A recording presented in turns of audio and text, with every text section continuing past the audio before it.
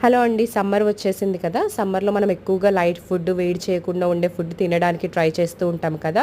ఇదొక best recipe అనమాట. ఇది పూర్వకాలంలో ఎక్కువగా చేసుకుంటూ ఉండేవాళ్ళు. మా చిన్నప్పుడు మేము కూడా సమ్మర్ వచ్చింది అంటే ఇది ఎక్కువగా తింటూ ఉండేవాళ్ళము. దీన్ని ఫర్మెంటెడ్ రైస్ ఇంకా సద్దన్నం అంటూ ఉంటారు కదా! అదే ఈ రెసిపీ. ఇది మనం ఫర్మెంట్ చేయడం వల్ల దీంట్లో గుడ్ బ్యాక్టీరియా అనేది ఫార్మ్ అవుద్ది. Probiotic bacteria. దానివల్ల మన గట్ హెల్త్‌కి చాలా మంచిది. మీ ఇంట్లో స్టీల్ గిన్నె ఉంటే స్టీల్ గిన్నె, లేకపోతే ఇలా క్లే పాట్ ఉంటే క్లే పాట్ తీసుకోండి. క్లే పాట్‌లో అయితే చాలా టేస్టీగా వస్తది. తీసుకొని మనకి ఇంట్లో వండుకున్నాక మిగిలిపోయిన అన్నం ఉంటది కదా! నేనైతే మధ్యాహ్నం మిగిలిపోయిన అన్నాన్ని నైట్ తోడేస్తున్నాను మార్నింగ్ తినడానికి.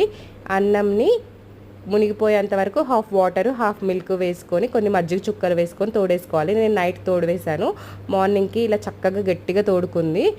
మనము ఫ్లేవర్ కోసము నైటే తోడు వేసేటప్పుడు ఆనియన్, పచ్చిమిర్చి కూడా వేసేసుకోవచ్చు. నేను ఎందుకు వేయలేదు అంటే మా ఇంట్లో ఒక్కొక్కరు ఒక్కొక్కలాగా తింటారు. సో, అందుకే వేయలేదు. ఎలా తింటారు అంటే ఒక్కొక్కసారి దానిమ్మ గింజలు వేసుకొని తింటారు. ఒక్కొక్కసారి బనానా పెట్టుకుంటారు.